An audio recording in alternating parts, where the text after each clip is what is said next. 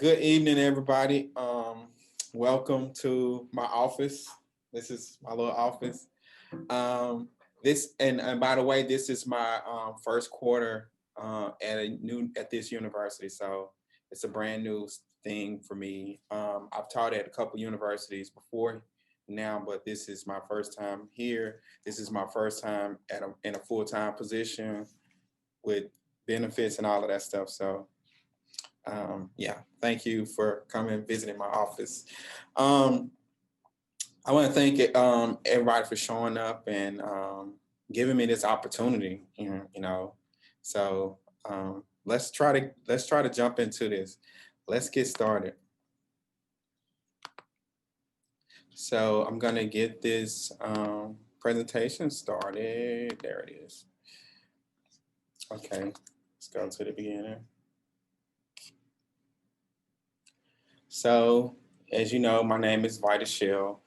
I'm from Monroe, Louisiana, which is North Louisiana, is Northeast Louisiana. It's more conservative than South Louisiana. It is conservative because it's the South, which is our city just voted in a ex-Republican who ran under independent. And the president did visit our city a couple months ago. So I grew up in a mostly Black city that's ran by Republicans pretty much. I grew up in like in the projects, pretty poor, and that kind of influenced my work. It was every bit of what influenced my work pretty much. As a kid, I always drew what I saw. I was always influenced by the things that I saw. I was always different being a kid in the projects and being an artist. But those things around me really influenced me. Growing up in the projects, most people think it's just a bad place, but I remember sitting on the floor at one of my friends' grandmother's house, and she fed like maybe 20 kids in the community in the project. So it was always that for me, and I think that influenced the way I think about art to this day.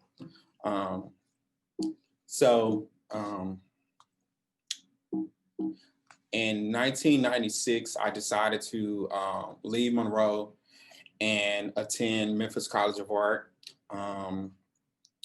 For me, it was something totally different. A kid growing up in the projects, a kid growing up mostly poor, leaving the little town of Monroe to go to the big city of Memphis, Tennessee, and learning like just how different Memphis was and being like exposed to so many different things. Memphis is considered a big city, but when you get there, you find out that it's a big town. Everybody know each other. You introduce yourself by what high school you went to. And people might not know your family, but they know of your family. So those things kind of influenced the way I thought about community, and it and that city became a part of me. While I was at Memphis College of Arts, I met this guy named Alonzo Davis, and Alonzo was was originally from Birmingham, Alabama, moved to California, and he was one of the first Black gallery owners out in California. But at the space that he owned, which was I think it was called Brookman's Gallery, he showed a lot of artists that we know today. He showed Elizabeth Catlett, Kara James Marshall, John Biggers, David Hammonds, Charles White. And at Memphis College of Art, he was the dean. So he wasn't an instructor, but for me, he was always a person that I could get advice from. I never worked directly under Alonzo, but Alonzo was always a person that would stop me in the hallway, give me a loving smile, and kind of encourage me to, keep going. And he would always give me advice. I remember one thing that I always use to this day is always be ready. He told me to just make and always be ready for shows. So when the show come up and somebody needs an artist in the show, I was always ready. And that's one of the things that I've always held on from Alonzo. But Alonzo was also a person. He introduced me to. Well, one day I was in the hallway, and he stopped me. And he was like, "Hey, it's an artist that just moved to town. She's originally from Memphis, but lived in California, lived in Chicago, and moved back to town. And she's looking for some help." Her name was Brenda Joy Smith. Brenda was a part of that commercial Black art market, the posters, the figurines. She did a lot of that stuff. She had work on TV shows, the Cosby Show, and those different places like that. And my time with her was it was amazing. Like I was just like, I wasn't good enough to do some of the things that she wanted me to do, but me just being able to like hang out and watch her work and watch how she put together like her reference material, resources, and like how she would just work all the time, it kind of influenced me. And I picked up a lot of things that she did and I use them to this day. And her husband was a guy named Robert, is a guy named Robert Bain. And he was the businessman. So he would always give me advice on business.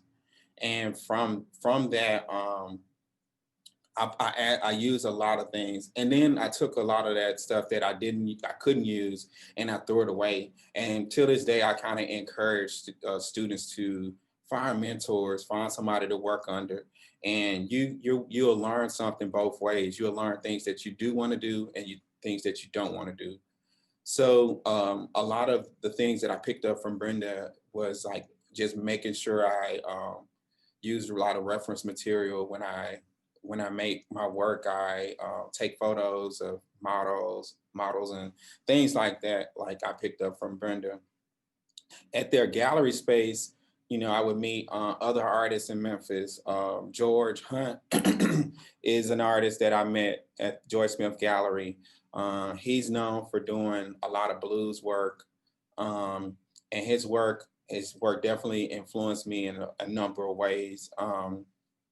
He used a lot of collaging. He paints on canvas. He collages that on top of canvas. He does find other material to add into his work. And I've always and he was another one of the people that I would always go talk to, just to get advice on things. While at the Joy Smith Gallery, also we started Artist Collective, and this goes back to me sitting on the floor, eating with those other kids, in the projects. Like Nia was a collective, a Black artist collective that started because Memphis, as Black as Memphis is, the art scene was not a reflection of that. So artists, a lot of the Black artists were frustrated that they couldn't show in spaces. So we started meeting as a collective, and we would critique each other's work. We would talk about what's going on in the news. We would talk about just personal stuff. And all of those things that we talked about came out in the work. It influenced the work. And I always say that NIA was my grad school experience. Um, it was a part of like the real growth in my work. Um, the artists in the group, we at one time we grew from, I think we had about 30 to 35 members. We would put shows together. We would travel together. We would travel to go see other artists, other exhibitions. We would take $25 here, $25 there, and gas up and just drive across country. And it was definitely a beautiful experience. It influenced so much of what I do today. And the craziest thing about the group, the collective, is about 50% of the artists are still working artists and like very active artists in the Memphis art scene. Okay, we had a couple people that leave and go do grad school and go do all that stuff, but for the most part, the artist collective did what it was supposed to do. We lasted for about 10 years. And I think we really influenced the art scene in Memphis.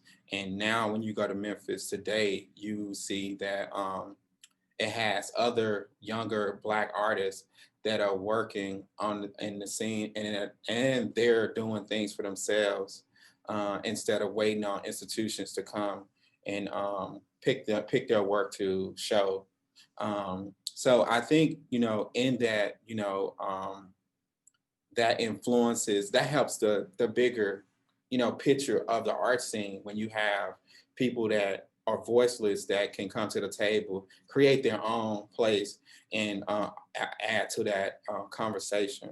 So I'm very proud of what we did with NIA and the legacy that it has in Memphis. Frank D. Robinson was the president. He was part of the founders of the group. Edwin was another one of my friends that was in the group, and he was just a dope artist, and we all worked together, traveling and everything. We had Jerry and Terry Lynn, twin artists that worked on the same campuses together. Right now, they're not working on the same campuses together. One of them lives in Memphis still and teaches at the University of Memphis. The other one is a high school art teacher, but they're both still very active artists. And we had other artists, Lester Merriweather, Michael Yates, Darlene, Edwin. We have a lot of artists from the group that's still very active in the art scene. So this photo was kind of like the second wave of what NIA became, because it was like three waves of NIA. The first wave, and you have people that move off and kind of die out of the arts, but we had a couple waves, and this is one of the second waves of the art scene from NIA. In the group, what my work became was me trying to understand myself through community, me understanding myself through history, me understanding myself through just through family stories and stuff. So I started like sitting down with my grandmother and like listening to like just taking conversations from what she was talking, history of where she grew up in North Louisiana, which is more north than where we are in Monroe, real close to Arkansas, real rural area. She grew up sharecropping. She worked somebody's land until the guy that owned the land died, and the family put my family off the land. and my grandmother took care of her and her sister's kids because one of her sisters was killed. So she took on the burden of her sister's kids. I think about 4 or 5, I think it was 5 kids that she took on. So she had 5 kids of her own, and then she had the 5 kids from her sister. But my grandmother was also a strong, very funny, very like energetic like lady. Even when before she passed, she would like tell these stories, and they would be so funny. They would just make you laugh. And she would, even she had a stroke before she passed, and she was paralyzed on one side, but she would still get up and like dance to her favorite song, which was Green Onion by Booker T and the MGs. That was her favorite song. But she up until her death like that, she would still dance to that song. But she was such a funny lady. I always describe her as Oprah from The Color Purple. And she was, just that kind of character. Like, she had that history of, having like not taking any mess from anybody. She told me this one story about this time she was driving down this highway, and the highway is Highway 165. And she was speeding and got pulled over by the police. And she said, the police asked her, did she know she was speeding? And she was like, Mr. Officer, I was doing the speed limit. It said 165. And the officer laughed and let her go, and I didn't give her a ticket. She was just a character like that. And she told me this piece right here was influenced by this story that of her and her sister courting brothers. They dated these brothers. So this was a piece that I did, and this was one of my early pieces around like 2002, 2004. It was me just trying to tell stories, trying to recreate, I guess, recreate stories from the stories I had, and me learning myself through my family and through community. And then this piece was a part of my Brown series. Excuse me. But I was doing these pieces based on Black towns. I was reading these stories about Black towns that didn't exist anymore, and how a lot of them really fought real hard to exist, but how a lot of things were done to kind of kill off the towns. So this was me understanding me through stories again, through history, through the struggles of people that came before me. So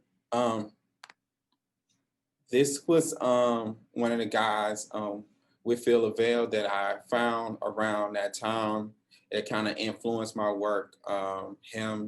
His work was also about storytelling, about nostalgia, about documenting a time that didn't exist anymore, using found objects. And around 2005, I decided to go to grad school. In grad school, I had a show in 2005 in the little bitty town of Oxford, Mississippi. It's the home of the University of Mississippi, AKA Ole Miss.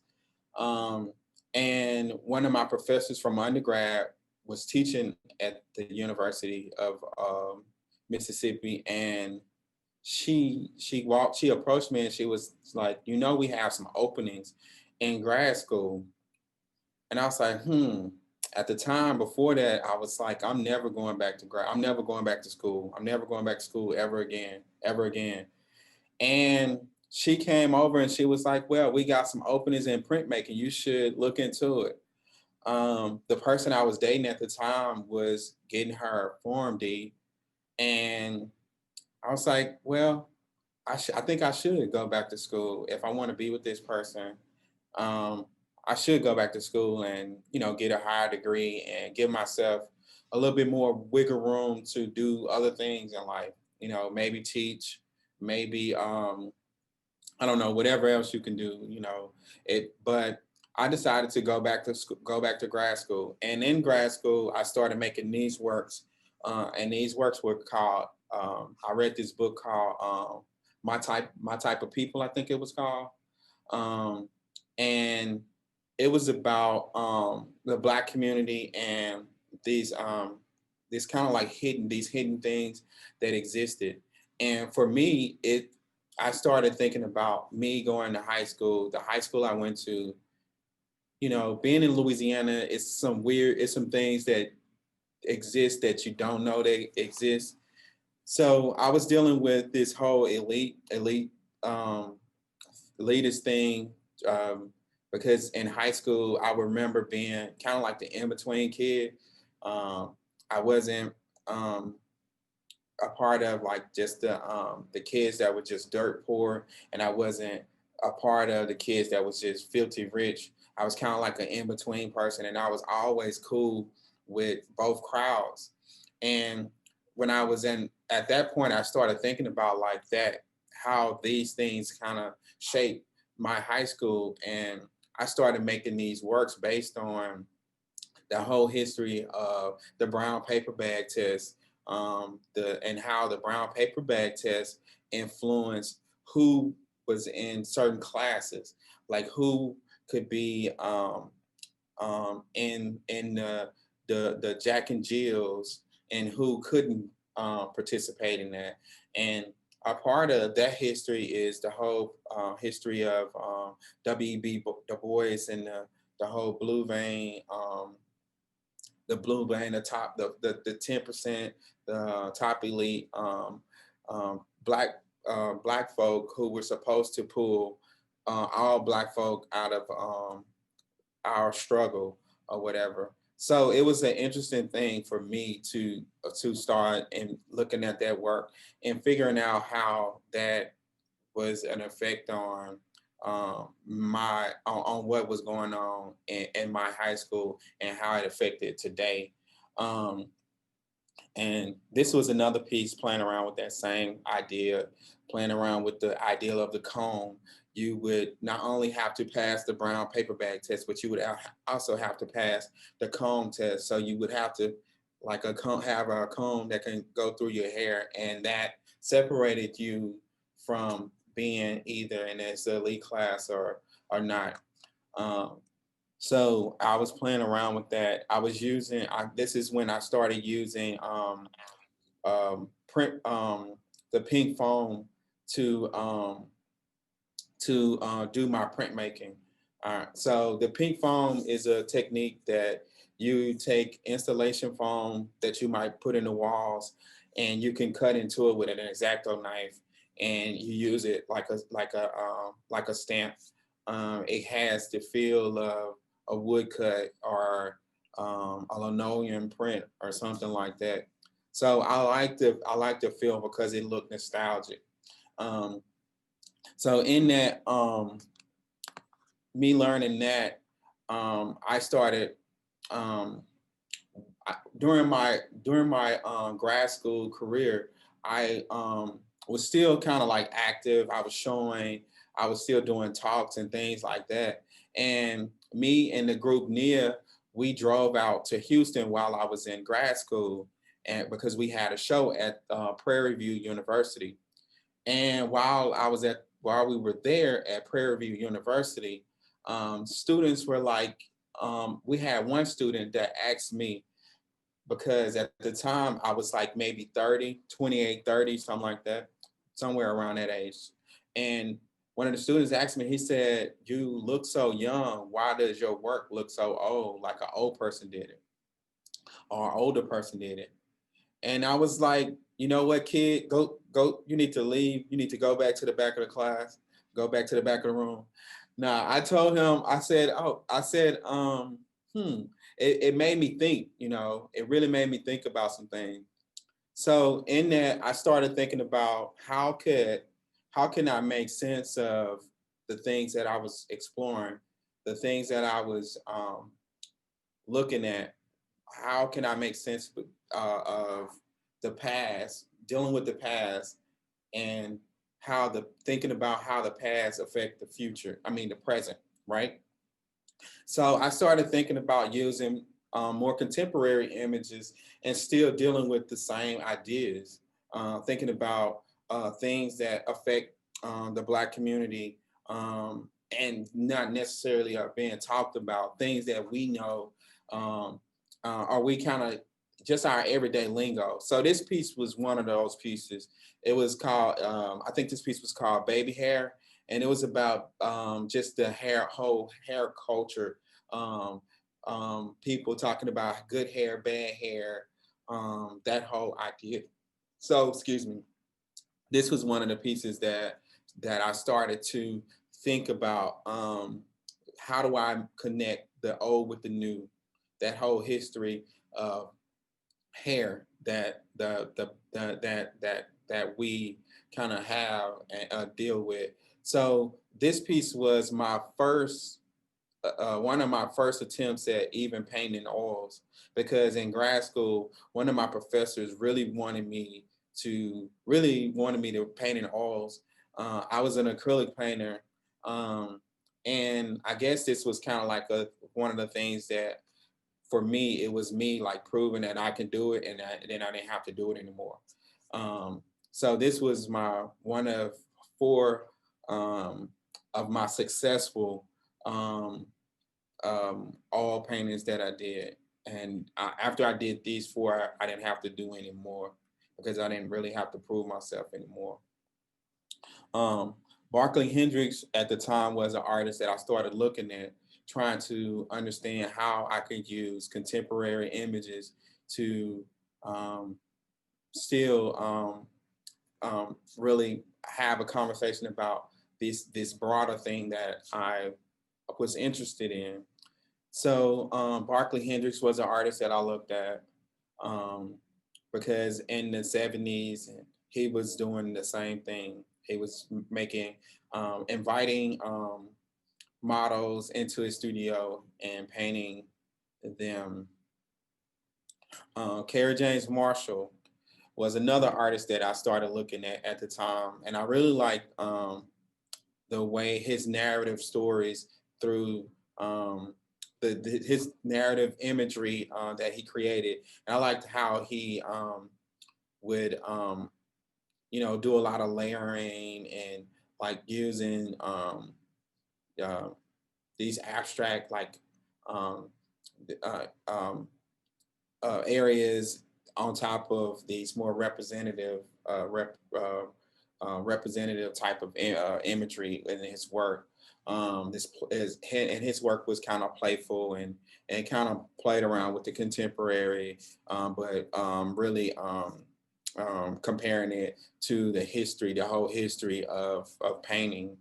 Um, and then I really like the whole idea of the invisible man being incorporated through the image, the figures he used in his work. Um, Micheline Thomas was an artist that I found around that time. Um, and I like that the same thing. I like the using figures, contemporary figures, and using um, things that wouldn't necessarily be considered paint material, like the rhinestones she would use in her paintings. And I really like the way she used her contemporary figures and meshing them into these more historical type of poses, and and just how everything just kind of came together for in that work. So and of course Kehinde Wiley was one of the artists that I looked at, and of course he's one of the artists that's always mentioned when people see my work, and I'm definitely influenced by what he was doing. It helped me to really know really figure out what exactly I wanted to use and how I wanted to use people in my work. Um, so around grad school, Katrina hit. Katrina hit in 2005, but it took me a year to process Katrina. Having family members in New Orleans, having friends in New Orleans, it took about a year for me to process the whole thing of what had happened and what was going on and the imagery I saw on TV.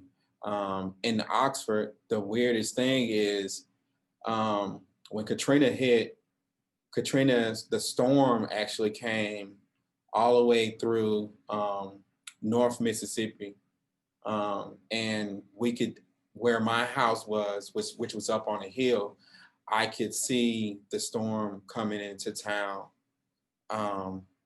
So all of those things kind of influenced how what I was thinking about.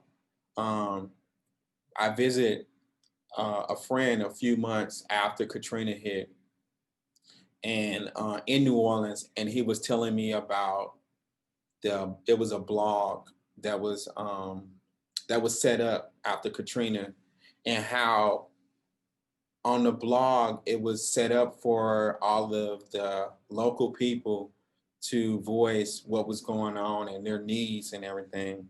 And he would say like some of the foul stuff that was coming out, that was being said. And for me, it was about how Katrina had washed up these things that we thought we were done with and past, and it came back to the surface. So in this piece right here, this was me dealing with things that existed around us that we didn't normally pay attention to. If you look at this piece, I printed on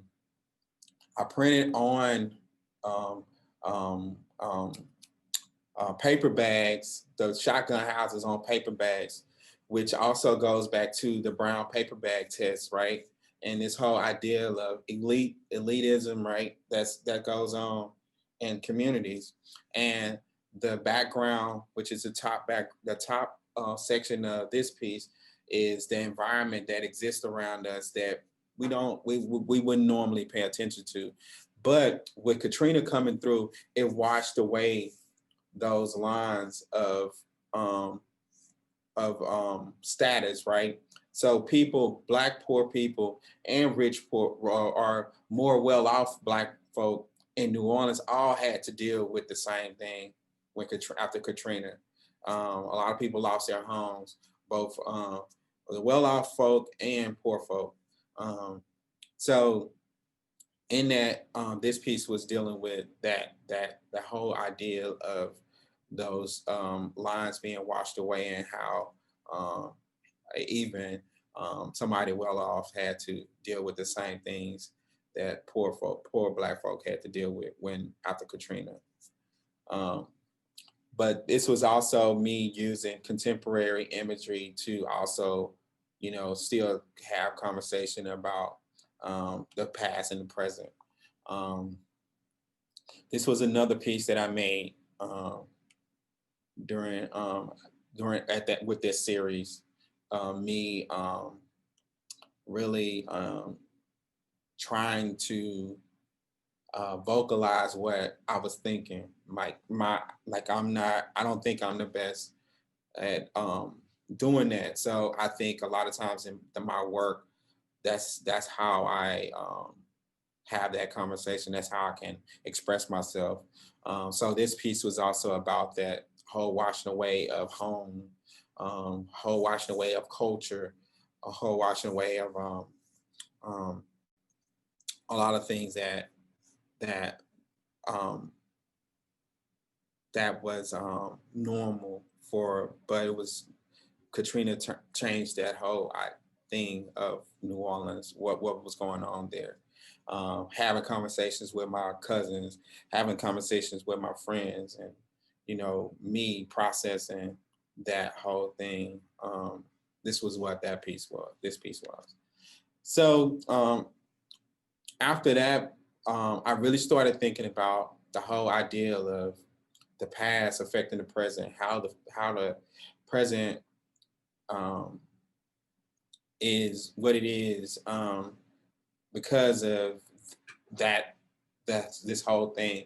So me being a person that grew up with hip hop,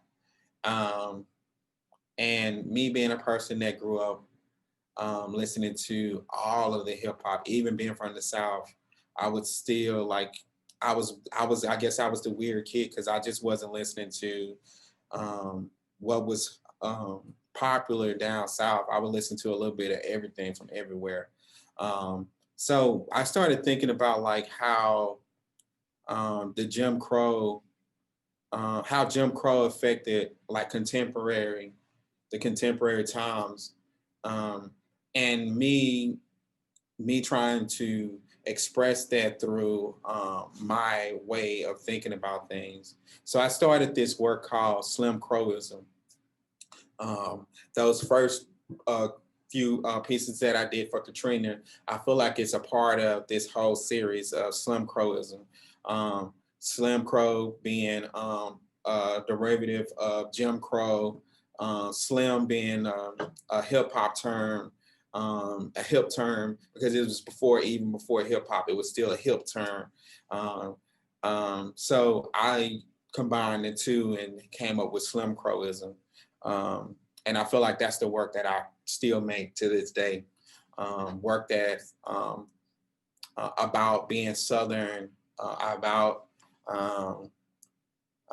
being a part of the hip hop generation, and I don't know, yeah. So that's what I feel like the work is about. So this piece was about, and this is so interesting because I made this work in 2007, and it was called No More Afro Wigs.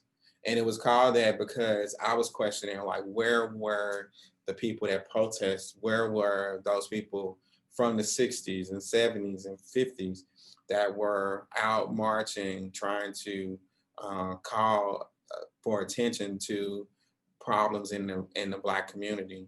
So I made this piece in 2007, and I guess 2008 being the year that Obama was voted in, a lot of things started to come back to the surface as a whole, because it was this thing of people being alarmed that having a Black president. I think I was having a conversation with somebody who was talking about how the reason so many people were bothered by having Obama, it was because a lot of people hadn't ever worked, especially people from the South, hadn't ever even worked under a Black person, hadn't been probably had a Black, or maybe haven't worked under a Black man, and hadn't been even on a football team with a Black coach, or even you know um, you know just had any kind of experience with having that kind of figure in their life. So I think that was a part of like what kind of brought everything to be what it is now, and especially for Southern Black folk. Southern folk. Period. This was another piece that I made. It was influenced by going to Ole Miss. A lot of these imageries too, these things that I have in the background, these are things that I found in the music in the library at Ole Miss. It was and I was doing my research, and I was looking through books, going through books, and Ole Miss has a brand new 3-story library. And I was going through books, looking. And I got to the 3rd floor, the very back corner, and I found these magazines that had these images in it. And it had a lot of some of the craziest things I had ever seen before. And so it was they was in a place that was kind of like, I guess, getting ready to get rid of them, but they hadn't got rid of them yet. So I found these images. Some of these are advertisements for blues blues songs, and I think it's a cakewalk song. But I found like all kinds of images in the top of that museum. I mean, the top of the library. So I photocopied them, and I started to use them also in my backgrounds. This one piece was called Duality. It was influenced by being at Ole Miss. It was influenced by being kid about it was, to me, it was influenced by the ideal of kids that grow up in a certain world, um, maybe grow up in the projects, and then have to come to college and be a whole nother person, and how even being in the atmosphere of old Miss, which is to me, it's that old Mississippi money, that old Mississippi, that whole old South, how the old South is still reigning supreme, how kids had to come, leave home and be in this environment, and the duality of how they had to, act this way, act that way, and even try to um, um, move forward in their lives. So this what this piece was about for me. Um, this was some more pieces that I did. Me thinking about the past and the present. This was one of the pieces for my thesis show. My thesis show was called "Bring That Beat Back." The what's called "Bring That Beat Back." The something something something. The drums, the streets, and the rhythm of something. It was I forgot what the name of it was. It's been 12 years now. But this piece was called Tribe Life, and it was about me thinking about like how kids run in gangs, and how gangs are are are this residue of being tribal. So Tupac had the whole thug life, um, his thug life thing that he was pushing. So I was playing around with the whole idea of gangs, gang culture, community culture, um, and tribalness of how gangs kind of like exist. And this was one of the pieces playing around with Indinka symbols, and also um, um, just playing around with even in the background like tribal uh, names. So this is one of the pieces that I did. So in 2008, I graduated and I moved back home to Monroe. And in Monroe, I started working inside of a little mini mall type of deal. As I kind of describe it as the same as the movie Barbershop, Ice Cube's movie, kind of like that. It was kind of like this multi different facet little space. We had a barbershop, we had a nail shop, we had water. Somebody was selling water inside the space. So, and my space I would do graphic designs and all kinds of stuff. So I would always have, people from the community come in and visit. So one day I had one of the mugshot papers on my desk that's kind of similar to this, and somebody got excited by the paper and it's like, oh, I know that person. I know the person right there. So it made me start thinking about like a class reunion book, or start thinking about like how, how prison culture had became like second nature to Black communities because of how um, policing, how the community is being policed. It's almost like a rite of passage, almost, how the prison system had, had kind of,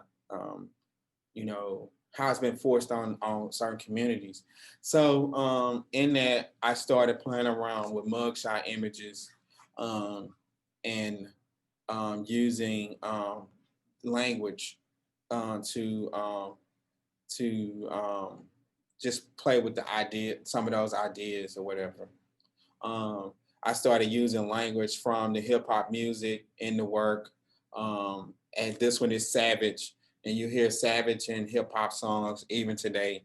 But I started taking like words from that had been derogatory terms, and now they're a part of like hip hop everyday lingo. I started using those to kind of play around with the imagery I was working with.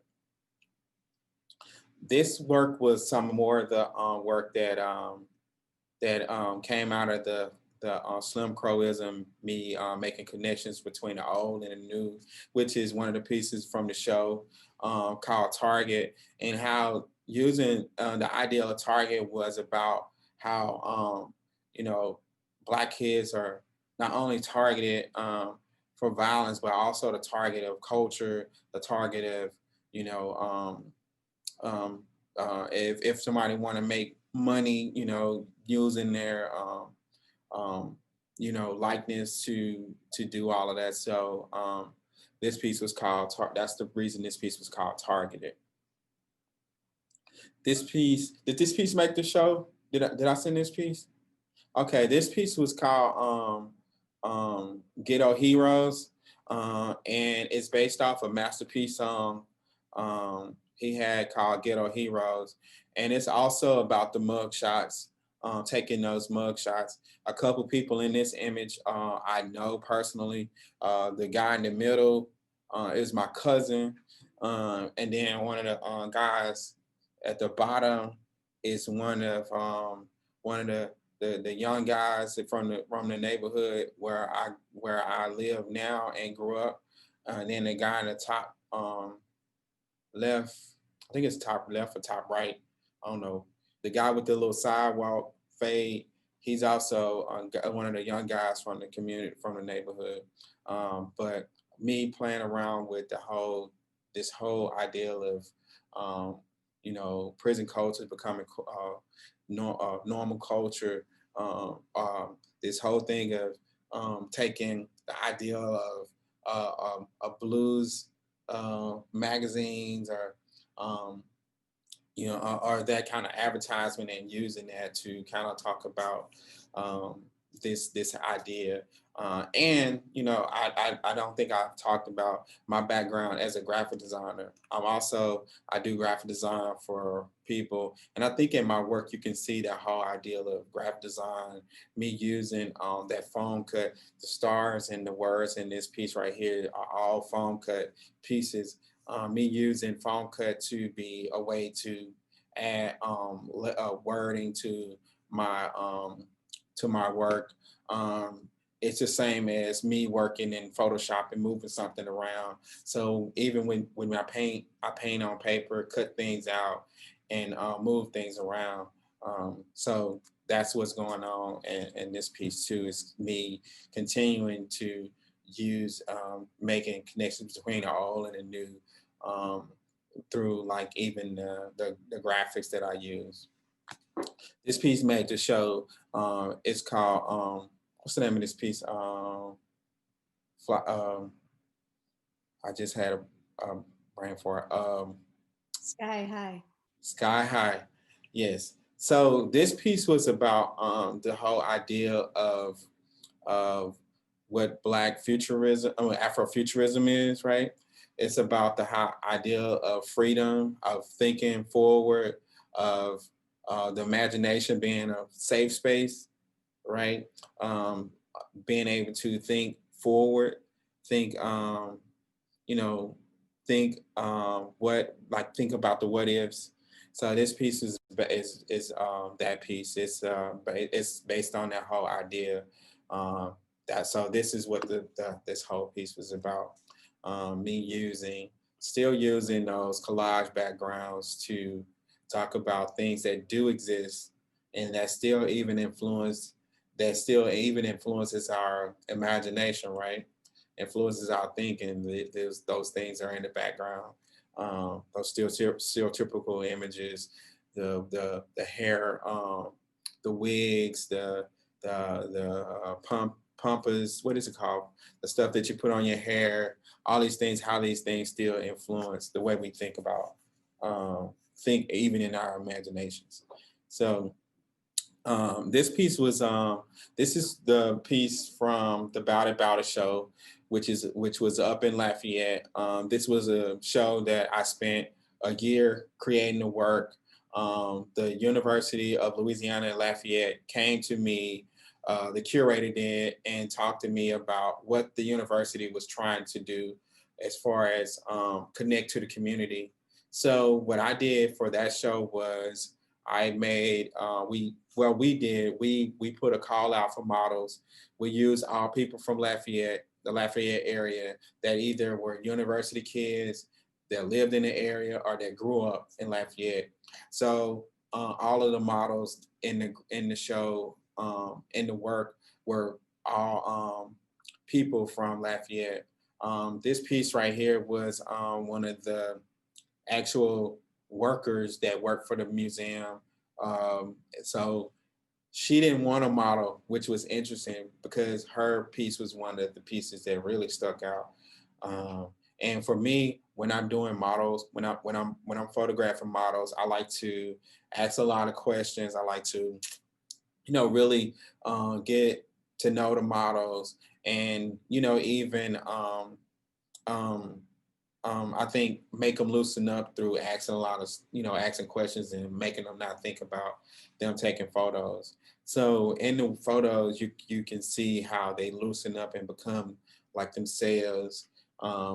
And so the Bout It show, which was it's called Bout It, the political power just being.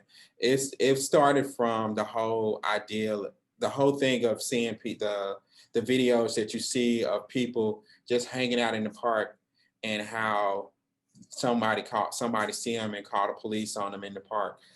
Some of the kids standing on the sidewalk selling water, and somebody called the police on them. So the idea was Bout It, which is also a Master P song. And Bout It is about being about whatever, being down for whatever you are about. And then the whole thing of the political power of just being is just being is a political statement. It's a threat. It's a form of it's threatening to people. So that's where the title for this show came from. So it's also a continuation of the whole Slim Crow series.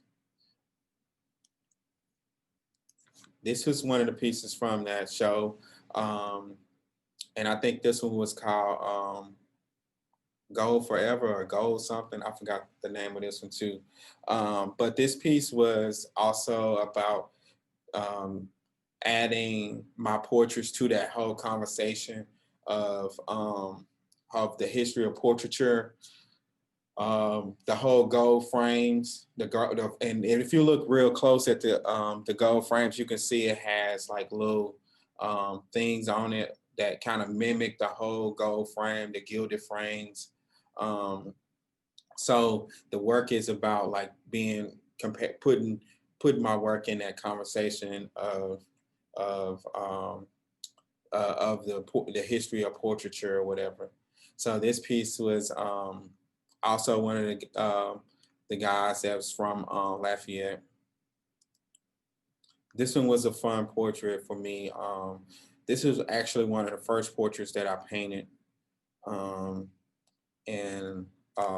this person was a model, an actual model, one of the few models that I ever have. Most of the time, the people that model for me are just regular folk and that are interested in doing modeling or being a part of the project, but aren't necessarily models.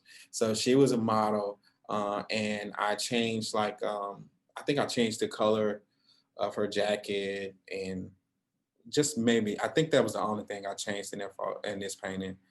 But yeah, this was this was one of my fun portraits, and this one really like kicked off the whole project and really got me excited about all the rest of the pieces.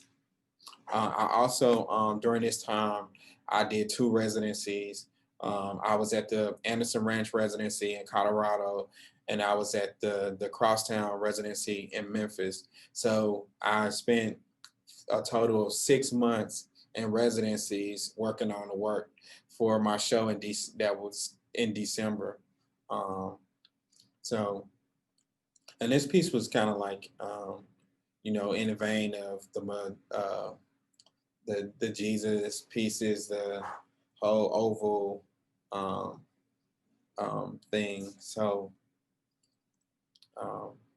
yeah, this was a fun piece because this piece was the very last. Whoops.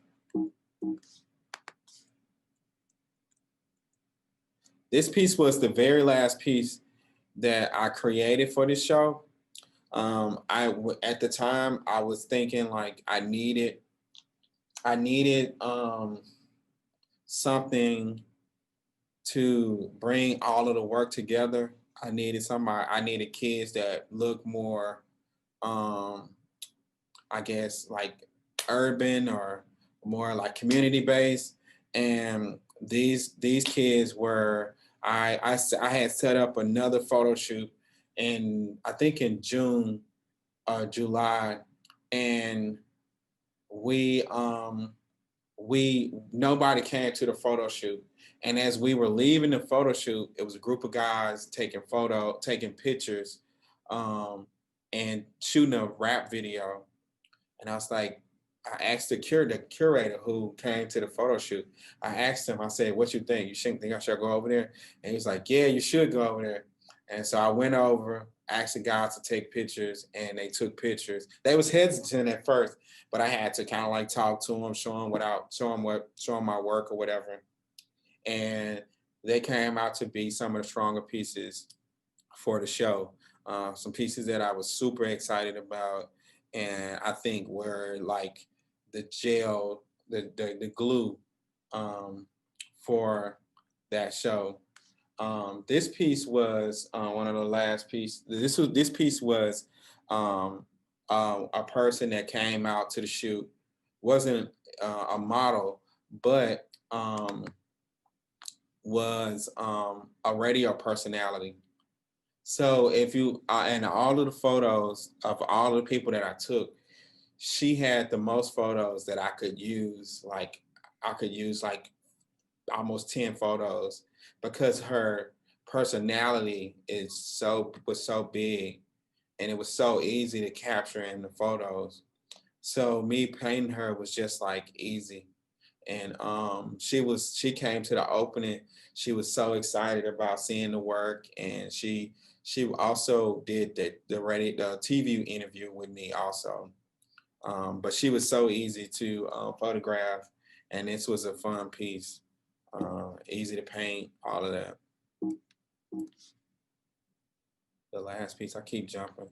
And this is the last piece this piece was on the catalog. This guy was also a model,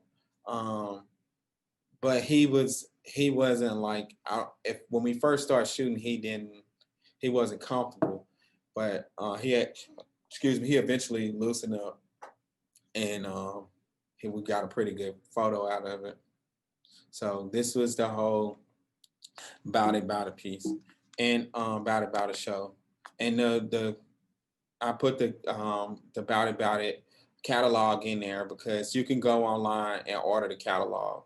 So all you have to do is put in Bout It, and the university store should come up, so you can go check that out. I think I talked a little bit longer than I should.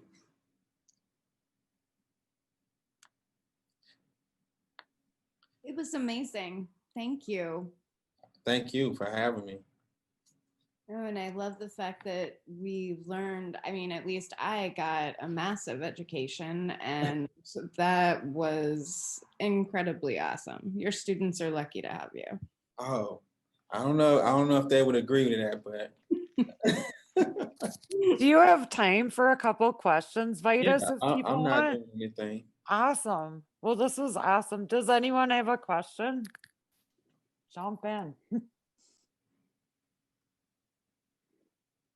Vitus, I loved your show at SooVAC.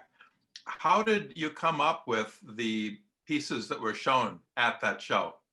So the SooVAC show is it is a show that I've been traveling. I've traveled to a couple places.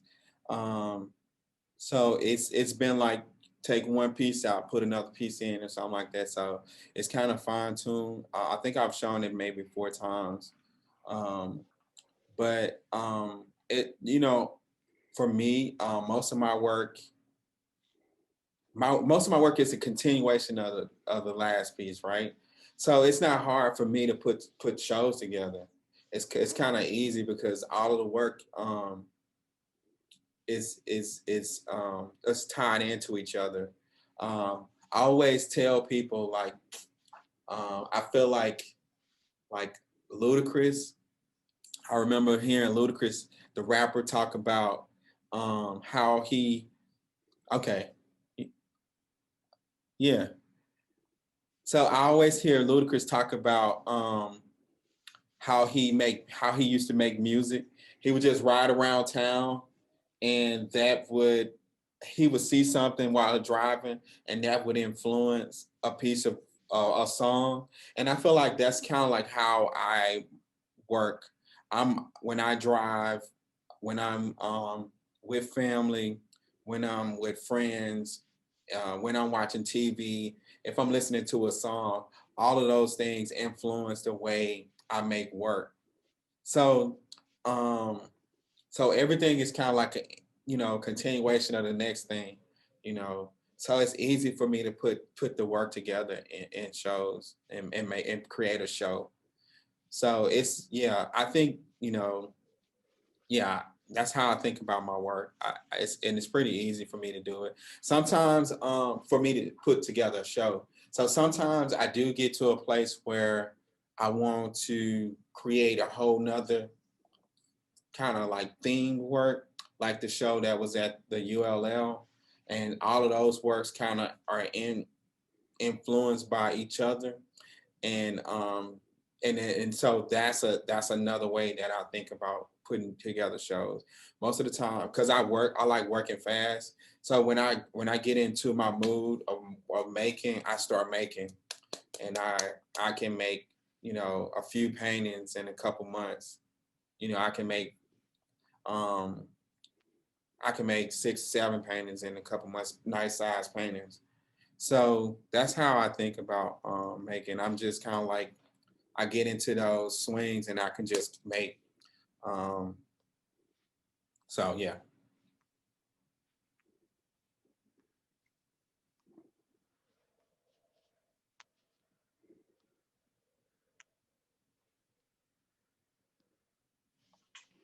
Vitus, your work is, I've got like a whole page full of notes here, which I've been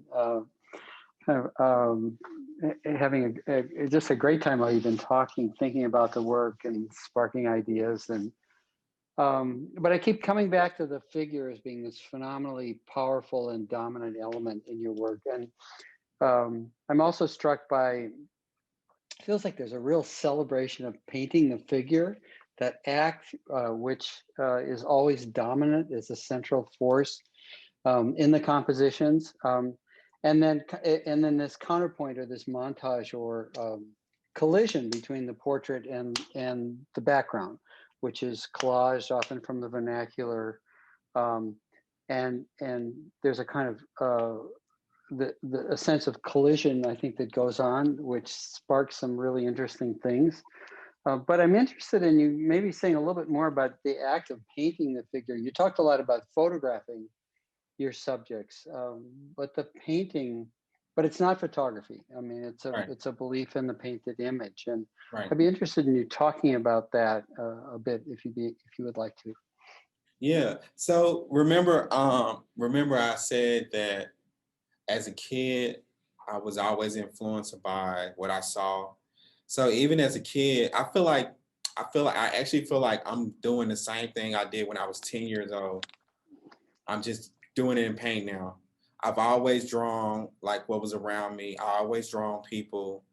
I was always interested in, you know, the like characters of people, like not just people, but you know, their inner kind of characters.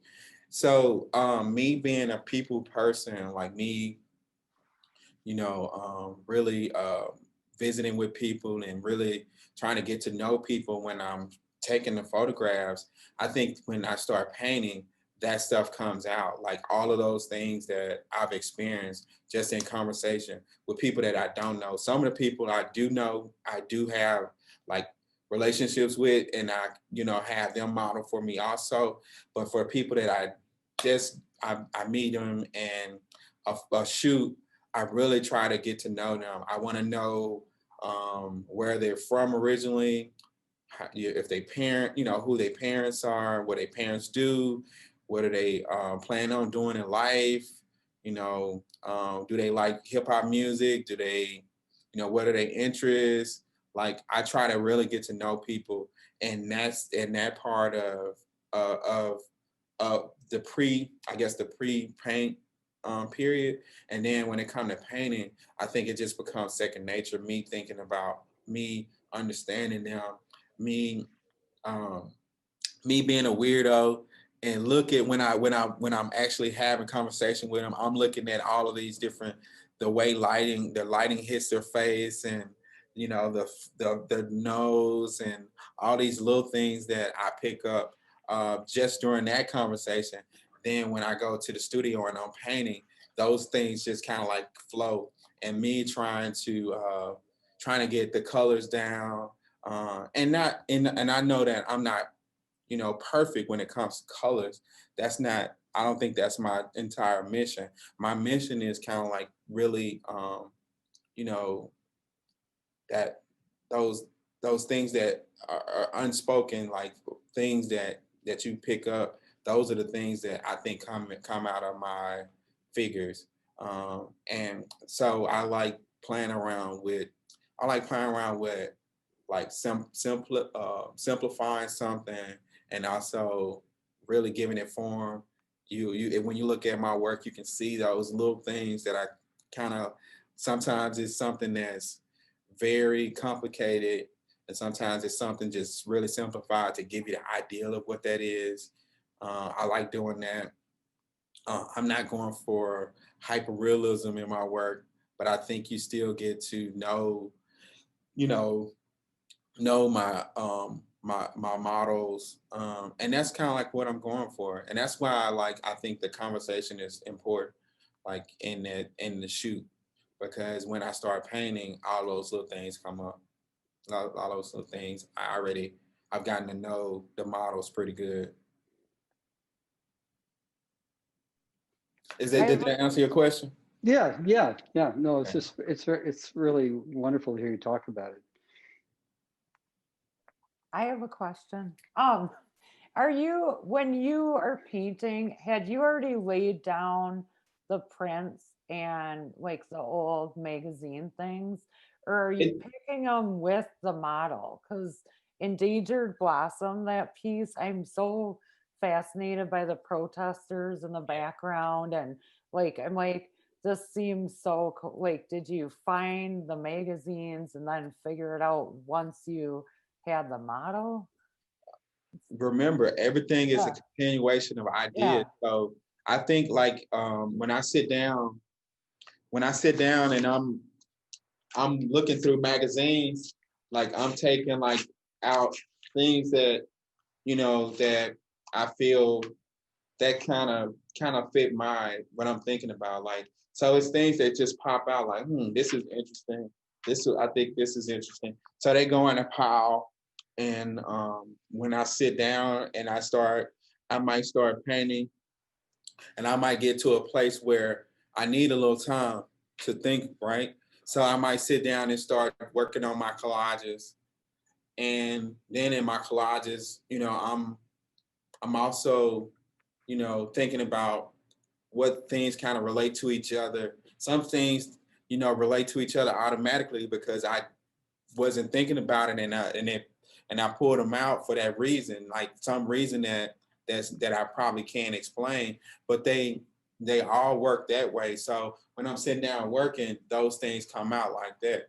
So it depends. Like sometimes it's planned, like some of these images are planned out. Sometimes it's just a mixture of the ideas, and they just kind of become what it is. And like, and then it already makes sense because it's something that's this unspoken thing that already was influenced by me pulling these images out. So and they're always, I think they always still become um, they work as a harmony. They speak to each other, you know. So you know, sometimes it's just that unspoken thing that just kind of happens. It's not you're not thinking about it to the point of this. It should say this, or it should do this. But you know that kind of that's what happens.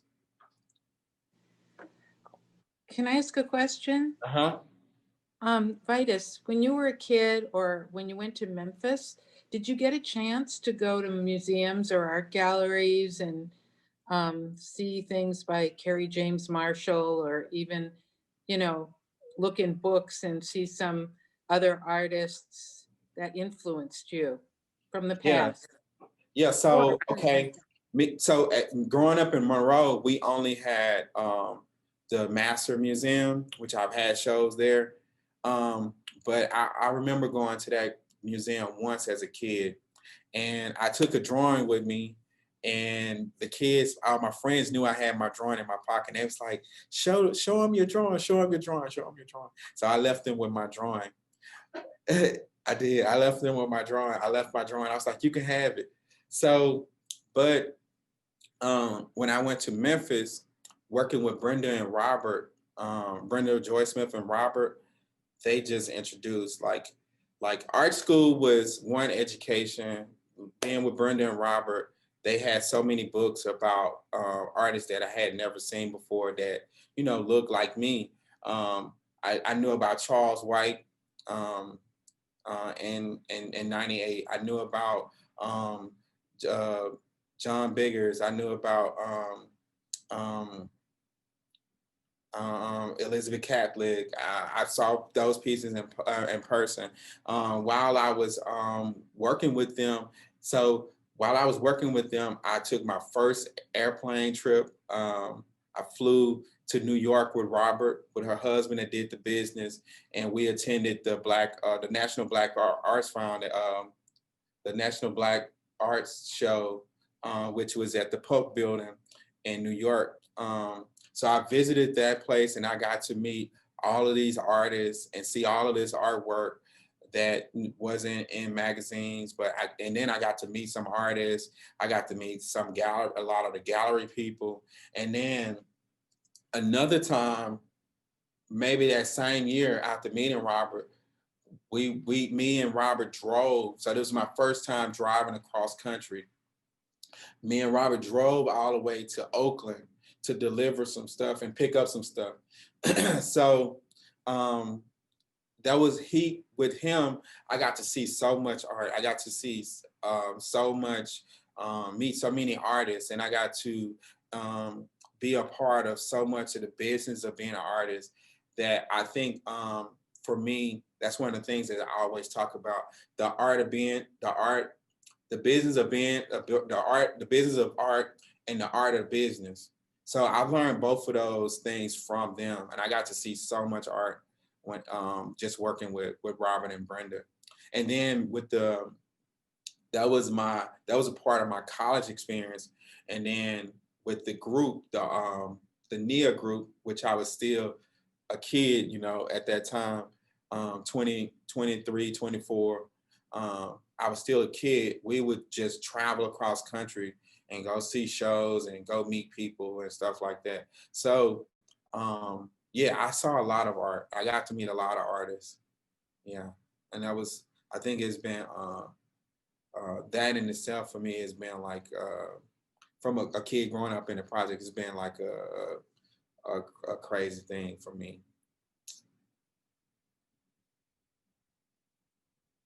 And then my mom and dad not having none of that, you know, background too, you know, that it's been like phenomenal just to even be able to do this thing. So my mom my mom is the person that she never pushed me to do anything. She never pulled it away from me. So she made it easy for me to, you know, even want to do it. Cause you know, if your mama tell you to do something, then you don't want to do it. So my mom was that type of person. She never pushed me to do anything. And I just kind of like figured it out on my own. And then even as a kid, like, you know, graduated from college, you know, I had family that asked me, so what you gonna do with your art? And I was like, I don't know, but I'm gonna figure it out, you know. But it was good that I had Brenda and Robert, I had Nia, you know, I had that kind of like community that was nurturing, that was encouraging, that kind of helped me through those little low periods of you don't know what you're doing with it, but you trying to figure it out. So that was, and man, with Robert and Brenda, I met so many like, you know, people that I'm still friends with till this day. So all of that stuff I think has influenced who I am today. I had a question. Okay. Well, first I wanted to thank SooVAC and yourself for the talk and the show that you had there. I mean, it's a wonderful show. And I apologize, like it's probably down now. Is that correct? No, still up? It's up, Herman. You can come. And It's how long open. is it up for? It's open till Sunday. So we're Oh, okay. open Saturday and Sunday, but I can meet I'll you have to- down there tomorrow or Friday too. All right, Just thank let you. me know. Yeah, you All can right. come see it by appointment. So All right, thank you've you. got time, of So, course. what do you in your short term, 1 to 3 years from now to like 3 years out, what are your plans? You know, more or less. I don't know. It's 2020. I don't know if 2020 ever end. You know, you know, we don't know if 2020 gonna even end. It might just keep going and going and going. It might be another 15, 20 months before 2020 even ends. So I don't know. So my plans, my short-term plans, the show that's in Lafayette, the show that was in Lafayette, we're working on traveling that show. My vision when I was making the work before the whole COVID thing had hit was to really travel the show for 2 years, and do that whole thing and try to really like keep building my name in the industry or whatever. And like I don't know. That's a good question. I think as far as like teaching, I would like maybe to have a full-time position somewhere where I can be settled and could just continue to make work and be in a supportive system so I can keep doing things that I like doing. I would love to create a community-based space because I'm very much community oriented. I love being around people. I love building community within community. You know, I like having, like right now, I was a part of helping to create the Black Artist Collective that's here in Monroe, in the Monroe, North Louisiana area. And that's about like really trying to grow what we already have here in North Louisiana. One of the things that I was always frustrated with was going to art shows, art events, and not seeing any Black body of color there. So one of the things I wanted to do was really like help build that part of the art community here, and you know, creating space for more people using what the I guess the legwork that I've already done to help other people get into a place of where they can, you know, feel comfortable and make work. So I think that's more of my long term is to, you know, build more community here in this area, build a space for Black creatives, build a space for where people that grew up similar to me would feel comfortable going into and making, which I think just dealing with that would help make the whole area stronger as a community, as an art community. So that's my short, mid-term goal. I guess mid and short goals. Thank you.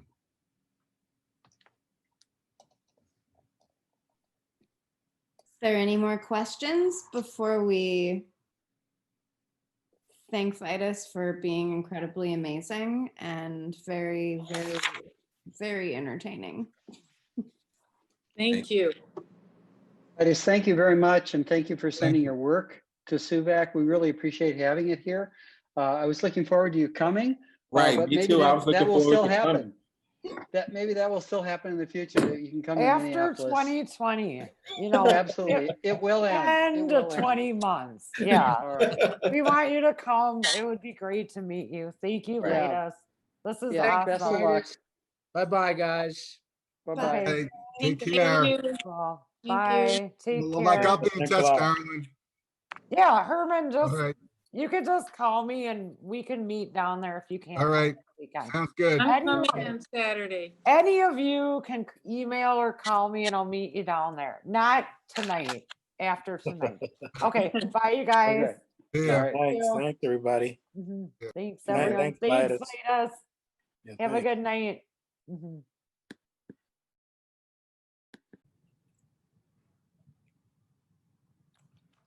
Thank you so much. Thank you so much for everything. Yeah, sure. Okay. All right. See you later. Yeah, see you.